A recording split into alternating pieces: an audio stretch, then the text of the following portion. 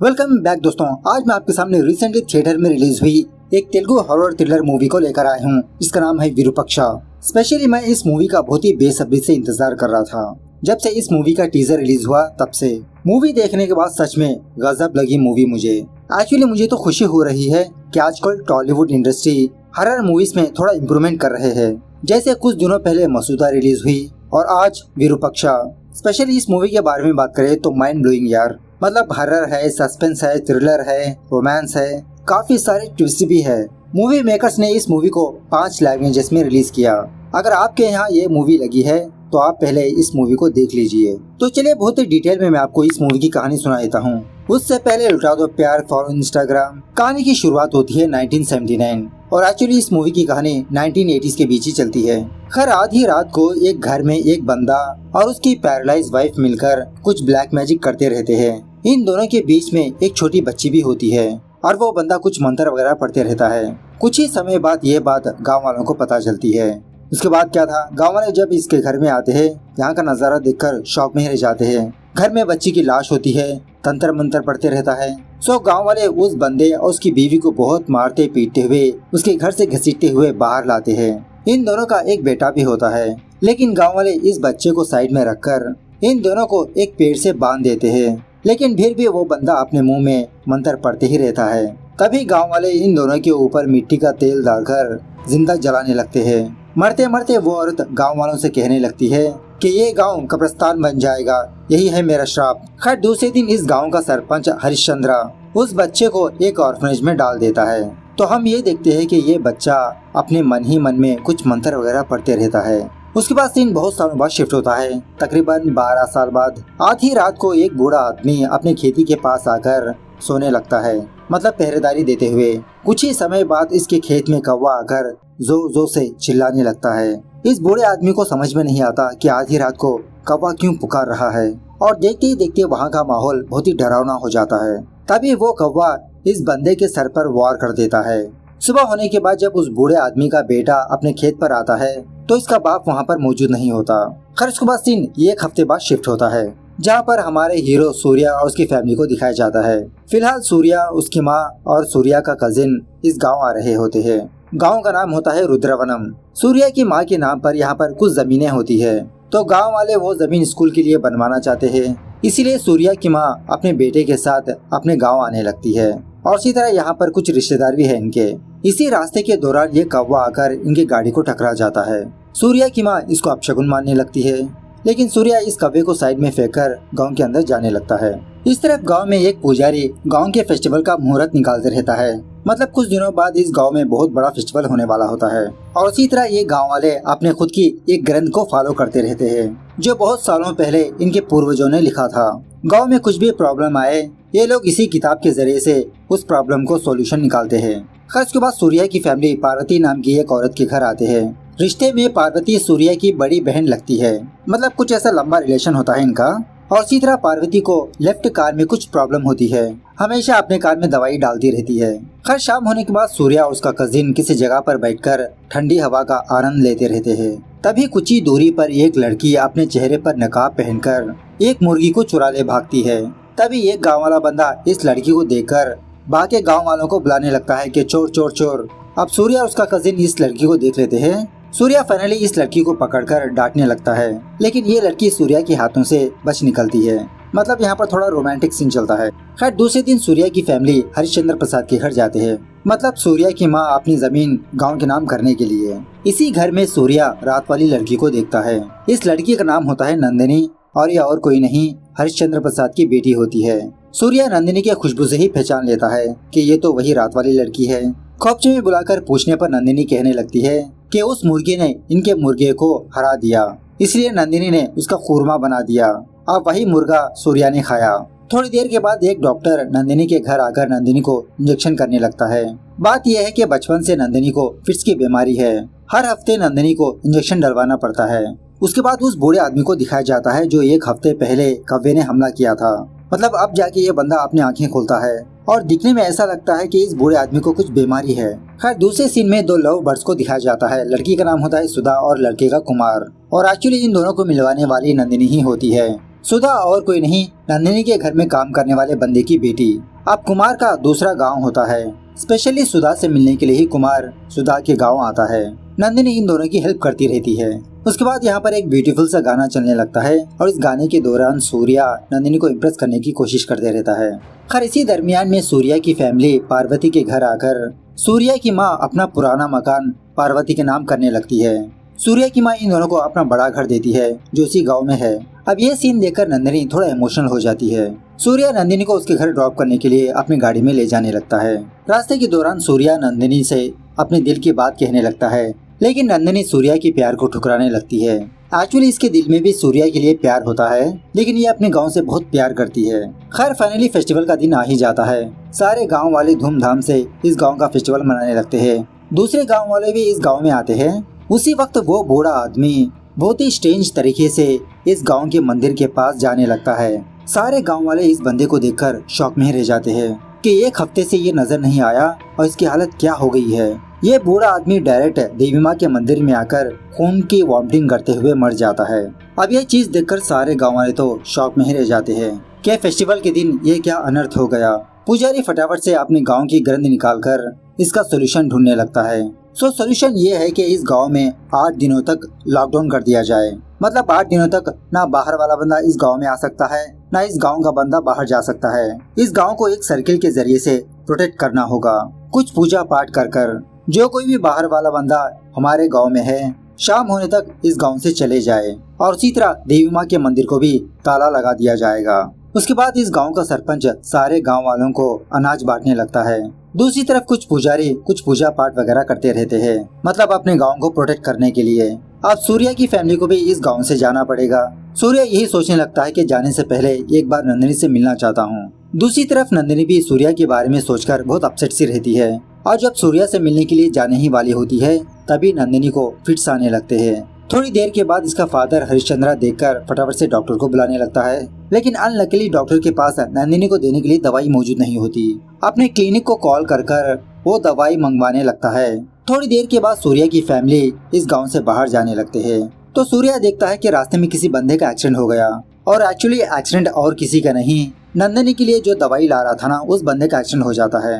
At the same time गाँव में गाँव वाले एक सर्किल से अपने गाँव की प्रोटेक्ट करते रहते हैं, मतलब कुछ सर्किल ड्रॉ करते रहते हैं।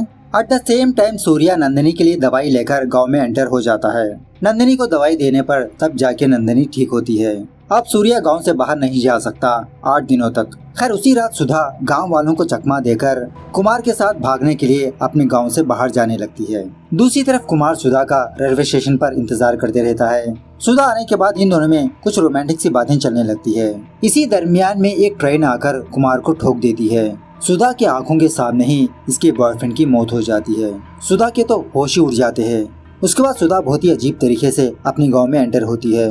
गांव में कदम रखते ही गांव की अतराफ जो मशालें होती है वो सारे के सारे झटके से बुझ जाते हैं और सुधा का बिहेवियर ऐसा होता है जैसा ही नींद में चल रही हो। सुधा ऐसे ही जंगल में चलते चलते एक मधुमक्खियों के छत में अपना मुंह रख देती है।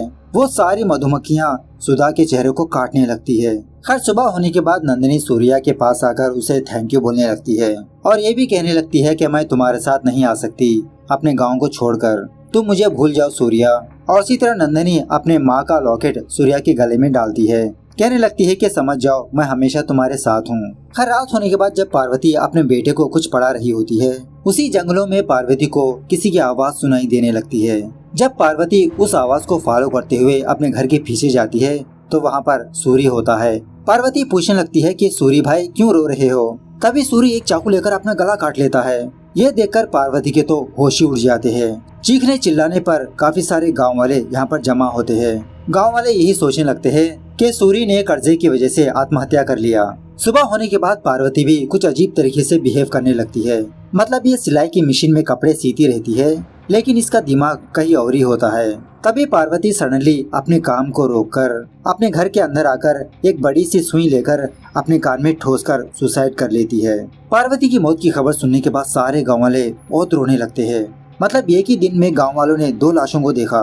पुजारी को शक होकर कुछ गाँव वाले से ये कहने लगता है कि घर घर जाकर सारे लोगों का पता करो कि सारे गाँव वाले अपने अपने घर में है या नहीं। तभी सुधा के माँ बाप को ये बात पता चलती है कि सुधा अपने घर में मौजूद नहीं कल रात से। जब गांव वाले पूछताछ करने के लिए सुधा के घर आते हैं तो सुधा के माँ बाप गांव वालों को यही बहाना बनाकर भेज देते हैं कि सुधा नहा रही है। खैर, लाशों को जलाने के लिए ये लोग गांव के बाहर तो नहीं जा सकते। सो इस गांव में एक पुराना घर होता है। पार्वती और सूर्य की लाश को इस घर के बाहर जलाने का डिसाइड करते हैं। इसी दरमियान में सूर्य ये ऑब्जर्व करता है कि पार्वती ने तो अपने दूसरे कान में चुबाकर सुसाइड कर लिया। हालांकि इसके दूसरे कान में प्रॉब्लम था। सूर्य को लगता है कि ये सुसाइड नहीं हो सकता। इसी गांव के बाहर एक अघोरा रहता है। ये अघोरा मरे हुए कौवे के आंख में देखकर इस गांव के बारे में पता करके इस गांव के पास आता है। गांव वालों से कहने लगता है कि तुम्हारे गांव में किसी का बुरा साया है। अब ये तुम्हारे गांव की सर्किल तुमको प्रोटेक्शन नहीं देगी। कोई इस सर्किल से बाहर गया, मुझे इजाजत दो, मैं इस प्रॉब्लम का हल निकालूंगा। लेकिन पुजारी इस अघोरा को रोक देता है। उसके बाद सूर्य और डॉक्टर इसी के बारे में इन्वेस्टिगेशन करते रहते हैं। मतलब सूर्य किस वजह से मारा गया और जो वो बूढ़ा आदमी वो कैसे मरा। इसी दरमियान में सूर्य को जंगल में एक अजीब की बदबू आने लगती है। उस बदबू को फॉलो करने पर सूर्य और डॉक्टर को किसी जगह पर सुधा की लाश मिलती है। सुधा की बैग को चेक करने पर सुधा की बैग में ट्रेन के टिकट्स मिलते हैं। सूर्य डॉक्टर से कहने लगता है कि सुधा पहली लड़की है जो इस गांव से बाहर गई अपने बॉयफ्रेंड से मिलने के लिए। जब सूर्य रेलवे स्टेशन को कॉल करके इन दोनों की जर्नी के बारे में पूछता है तो सूर्य को ये बात पता चलती है कि कुमार तो मारा जा चुका है। तब जाके सूर्य को सब कुछ समझ में आता है। फटाफट से सूर्य पंडित के पास आकर जो हुआ वो बताने लगता है कि एक्चुअली सुधा पहले इस गांव से बाहर गई।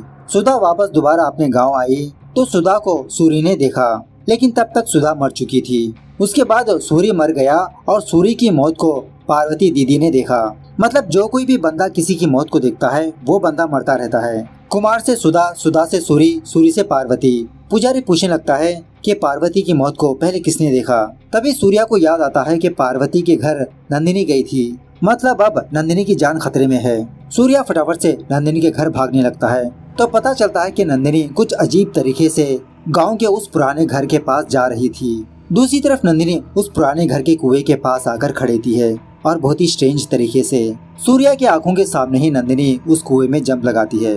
लेकिन बाद में सूर्य नंदिनी को उस कुएं से बाहर निकाल लेता है। दोबारा नंदिनी को फिट्स आने लगते हैं, लेकिन डॉक्टर इसको संभाल लेता है। पुजारी गाँव वालों से कहने लगता है कि ये सब कुछ उस औरत की श्राप की वजह से हुआ। सुधा गाँव से बाहर जाने की वजह से उस घर में की बुरी आत्मा जाग गई। अब वो बुरी आत्मा सारे गांव को कब्रिस्तान बनाकर ही छोड़ेगी। सूर्य डॉक्टर से पूछने लगता है कि कौन औरत क्या हुआ था। डॉक्टर कहने लगता है कि 12 साल पहले इस गांव में एक महामारी फैली थी जिसकी वजह से छोटे बच्चे मरने लगे। डॉक्टर्स की दवाई भी काम नहीं कर पाई। इसी दरमियान में वेंकटाचलपति की फैमिली उस घर आए थे जो फिलहाल बंद पड़ा है। एक रात वेंकटाचलपति एक छोटी बच्ची की लाश को अपने घर लाकर उसके साथ कुछ ब्लैक मैजिक करने लगा। गांव वाले इस चीज को देखकर वेंकटाचलपति और उसकी बीवी को जलाकर मार दिया। यह हादसा होने के कुछ दिनों बाद उस घर में कुछ अजीब सी आवाजें आने लगी। सो कुछ पुजारी पूजा पाठ करके उस घर को ताला लगा दिया। तब से वो घर बंद पड़ा है और इसी तरह उस घर से आने वाली अजीब अजीब सी आवाजें भी रुक गई। ये जानने के बाद सूर्य डॉक्टर को लेकर उस घर में जाता है क्योंकि जहाँ से प्रॉब्लम स्टार्ट हुई वहीं पर सॉल्यूशन ढूंढना होता है। सूर्य को पता चलता है कि रिसेंटली इस घर में कोई आया। मतलब ऐसे कुछ निशानियां मिलती है और इसी तरह इस घर में वेंकटाचलपति की फैमिली की फोटो होती है। वेंकटाचलपति, उसकी बीवी और उसका बेटा। और वेंकटाचलपति ने अपनी एक किताब भी लिखी होती है, अपनी एक एक्सपेरिमेंट किताब। इंसान मरने के बाद कुछ घंटों तक इंसान के ऑर्गन्स जिंदा होते हैं। कुछ मंत्रों के जरिए से उस आत्मा को दोबारा शरीर में दाखिला करवा सकते हैं। दूसरी तरफ पुजारी अपने गाँव का ग्रंथ निकालकर इसका सोल्यूशन बताने लगता है।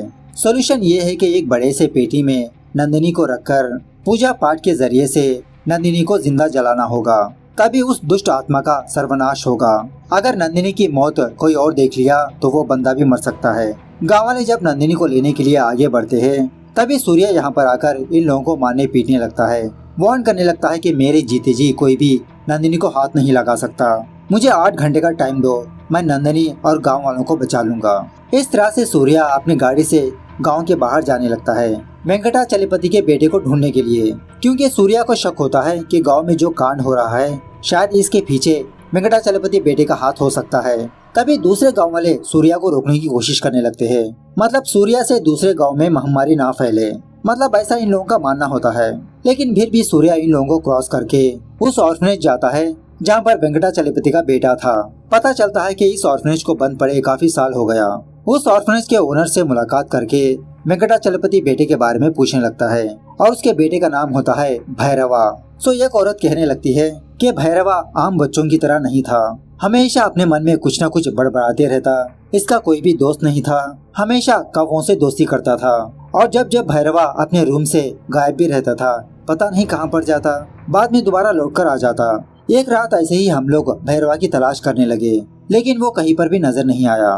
भैरवा वापस आने के बाद मेरे पति ने भैरवा को रोककर इसके बारे में पूछा कि तुम कहाँ पर गए थे, लेकिन भैरवा मेरे पति के ऊपर कुछ ऐसा मंत्र पड़ा कि मेरा पति पैरालाइज हो गया।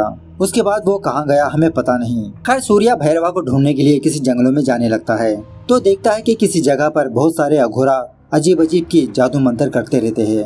अब अघोरास किसी अनजान बंदे को अपने इलाके में एंटर होने नहीं देते। सूर्या को रोकने की कोशिश करने लगते हैं, लेकिन सूर्या के ऊपर कोई भी मंत्र काम नहीं करता।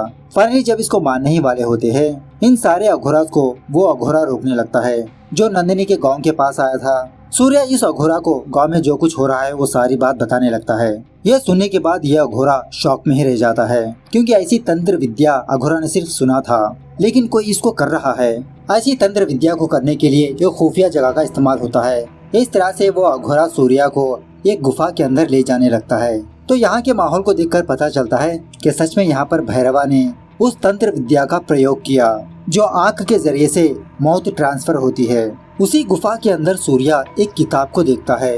तो शॉकिंग बात यह है कि ये असली ग्रंथ होती है। गांव में जिस ग्रंथ का इस्तेमाल कर रहे हैं वो फेक है। उस किताब से नुकसान हो सकता है, ना ही के फायदा। मतलब किसी ने इन किताबों को बदल दिया। और उसी जगह पर सूर्या को एक थैली नजर आती है। थैली में चेक करने पर सूर्या को कुमार का आईडी कार्ड मिलता है। मतलब कुमार का पूरा नाम होता है भैरवा कुमार, वेंकटाचलपति का बेटा।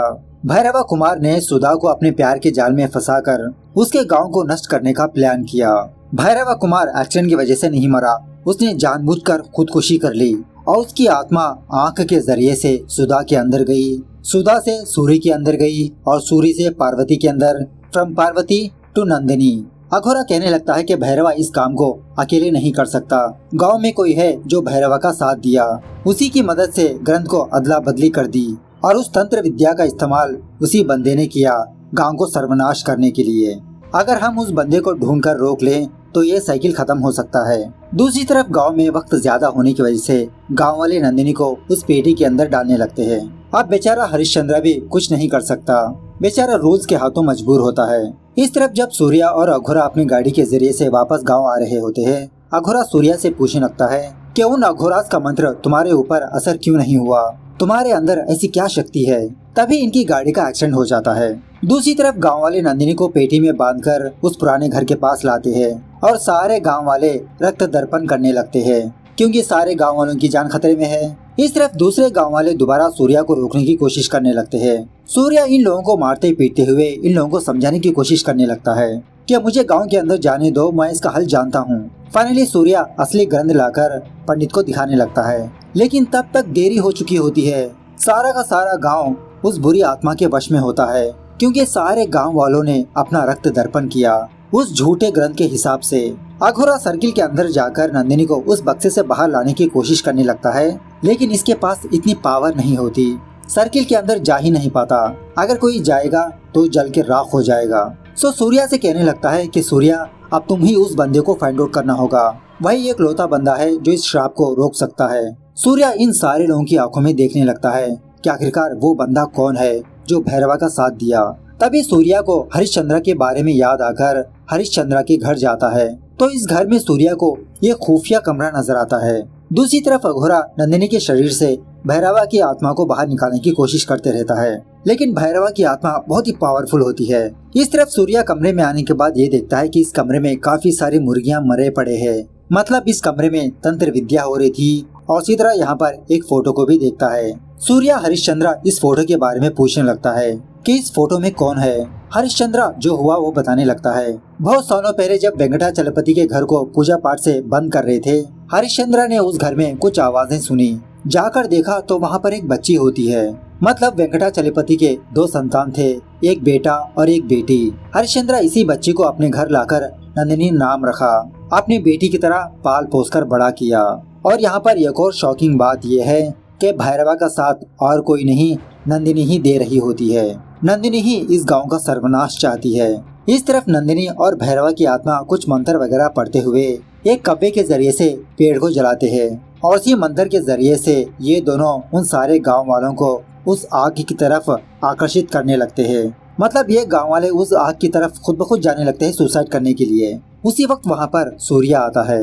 नंदिनी से कहने लगता है कि गलती इन गांव वालों की नहीं, गलती तुम्हारे बाप की है।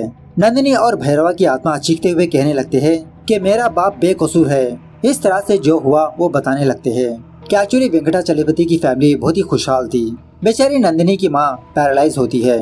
नंदिनी के फादर ने काफी सारे आयुर्वेदिक का इस्तेमाल किया नंदिनी की माँ को ठीक करने का, लेकिन एक भी मेडिसिन काम नहीं आई। इसी दरमियान में नंदिनी के फादर को अथर्वणा वेदा के बारे में पता चला।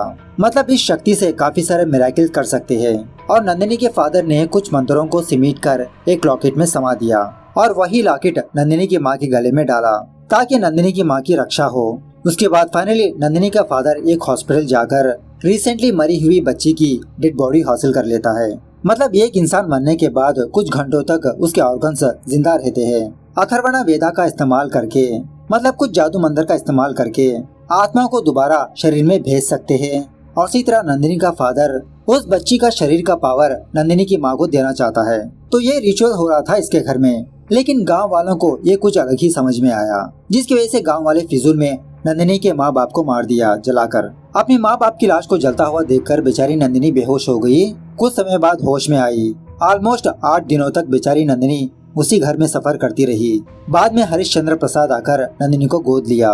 उस टाइम से लेते हुए नंदिनी ने ठान लिया कि ये अपने माँ बाप का बदला लेगी, सारे गांव को मार देगी। कुछ सालों बाद नंदिनी कुछ किताबों को हासिल करने के लिए अपने घर गई, तो उसी घर में नंदिनी को इसका भाई भैरवा नजर आया। उस दिन से लेते हुए ये दोनों कुछ तंत्र विद्या का प्रैक्टिस करने लगे। इसी दरमियान में इन दोनों ने एक फेक ग्रंथ को बनाकर नंदिनी ने असली ग्रंथ से रिप्लेस कर दिया। यह सुनने के बाद सूर्या नंदिनी से कहने लगता है कि गांव वालों ने जो किया वो उनकी भूल थी, लेकिन तुम दोनों जानकर भी गलत कर रहे हो। इनमें से कुछ लोग ऐसे भी है जो तुम्हारे माँ बाप को नहीं जानते। अगर इन गाँव वालों को मारना है तो नंदिनी पहले तुमको मुझे मारना होगा, लेकिन तुम मुझे मार नहीं सकती क्योंकि तुम मुझसे प्यार करती हो। नंदिनी यही कहने लगती है, नहीं मैं तुमसे प्यार नहीं करती। इसी दरमियान भैरवा की आत्मा सूर्या को मारने की कोशिश करने लगता है, लेकिन मार नहीं पाता बिकॉज ऑफ वो लॉकेट जो नंदिनी ने सूर्या के गले में डाला था। इसी लॉकेट की वजह से उन अघोरास का मंत्र सूर्या पर असर नहीं हुआ। खैर अब नंदिनी को रोकने के लिए फाइनली सूर्या एक चाकू लेकर अपने आप को स्टैब कर लेता है। तब जाके नंदिनी अपना मंत्र रोककर उस सर्किल से बाहर आती है। कहने लगती है कि तुम मुझे तो रोक सकते हो, लेकिन मेरे अंदर भड़कती हुई बदले की आग को कैसे रोकोगे। इस तरह से दोबारा मंत्र पढ़ने लगती है। अब सूर्या के पास कोई भी ऑप्शन नहीं होता, उसी चाकू से नंदिनी की पीठ में स्टैब कर देता है। नंदिनी मरते मरते सूर्या को किस करते हुए कहने लगती है कि सूर्या तुमको जिंदा रहना होगा। इस तरह से नंदिनी मरने पर भैरवा की आत्मा चली जाती है और गांव वालों के ऊपर का श्राप हट जाता है। फाइनल सीन में हम ये देखते हैं कि सूर्या की आंखों में एक अजीब की चमक है। इस तरह से ये मूवी यहाँ पर दी एंड होती है। लिटरली मुझे ना मूवी बहुत ही पसंद आई, मतलब बहुत ही हटकर कॉन्सेप्ट है। आपको कैसे लगी कमेंट करके बताना जरूर। मिलते हैं अगली वीडियो में, तब तक take care, bye bye, see you soon.